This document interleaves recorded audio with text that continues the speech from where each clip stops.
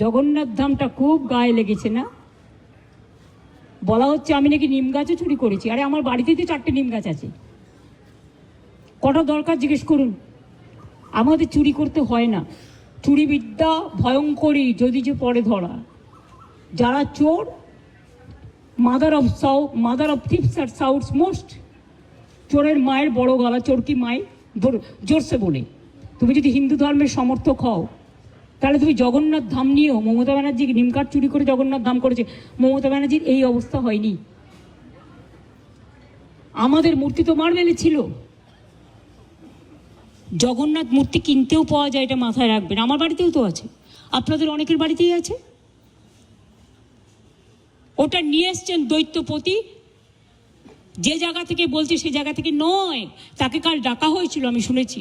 তিনি স্ট্রেট বলে দিয়েছেন, না তোমরা যেটা বলছো সেটা নয়, এটা আমি আমার নিজে অন্য জায়গা থেকে করেছি।